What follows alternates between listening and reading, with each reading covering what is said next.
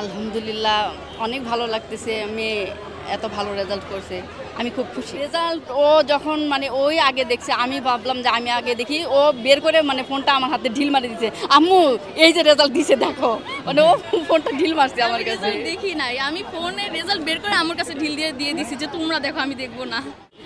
পায়চারি করতেছিল রুমে, মানে বারবার শুধু বারান্দায় যাচ্ছিল, আবার ভিতরে আসতেছিল, মানে বারবার শুধু মানে ঘোরাফেরা করতেছিল, টেনশনে মানে খেতে চাচ্ছিল না, এরকম করতেছিল, যে মানে খুব টেন্স ছিল। আবেগ আসলে আমি যখন রেজাল্টটা প্রথমে দেখেছি, মানে কিছুটা চোখের পানি চলে এসেছে যে মেয়ে এত ভালো রেজাল্ট করেছে।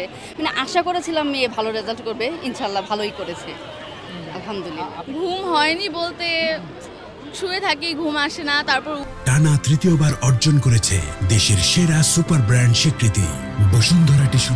উঠে শুধু হাঁটাহাঁটি করি, ঘুম আসে না। আম্মু বলতেছে যাও ঘুমায় পড়ো, কিছুই হবে না, যা করছো ওইটাই পাবা, ইনশাল্লাহ ভালোই হবে সব কিছু। তারপরও একটু স্ট্রেস ছিলাম, আসলে সবাই থাকে রেজাল্ট নিয়ে একটু স্ট্রেস।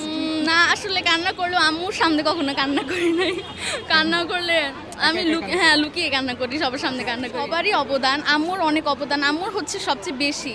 আম্মুর, আমার মামার, আমার ভাইয়েরটা আসলে অনেক বেশি, কারণ ভাইয়া হচ্ছে কখনোই পড়াশোনা নিয়ে বেশি স্ট্রেস দেয় নাই। আমি যেভাবে পড়েছি, ও আম্মুকে সবসময় বলেছে যে আম্মু ও যতটা পড়তেছে ওইটাই এনাফ, ওইটাতেই ও ভালো করবে, তুমি ওর উপর বেশি প্রেশার দিও না। তো ও সবসময় সাপোর্ট করেছে, আর আম্মুও অনেক সাপোর্ট করেছে। রেজাল্ট আসলে আমি আম্মু একসাথে দেখেছি, সর্বপ্রথম জানিয়েছি হচ্ছে আমার মামাকে।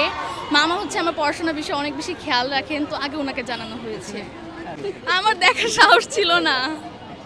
আপনি দেখেছেন? তারপরে হ্যাঁ আমি দেখেছি, দেখার পর দেখলাম যে আলহামদুলিল্লাহ ভালো হয়েছে। পরবর্তী গন্তব্য কোথায়? এখন ইচ্ছা আছে সামনে ইঞ্জিনিয়ারিং নিয়ে পড়াশোনা করার, এখন সেটাই প্রস্তুতি নিচ্ছি। সামনে ইনশাল্লাহ আল্লাহর রহমতে যদি চান্স হয় কোথাও, সেখানে পড়াশোনা করার ইচ্ছা আছে। বিদেশে যাওয়ার কি চিন্তা আছে কি?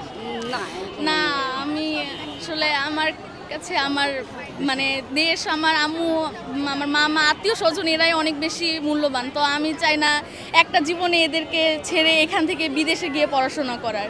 ইনশাল্লাহ মানে যদি সুযোগ হয় যাব, কিন্তু এত দীর্ঘ লং টাইমের জন্য আমি কখনোই যেতে চাই না বিদেশে। ধন্যবাদ আপনাদের।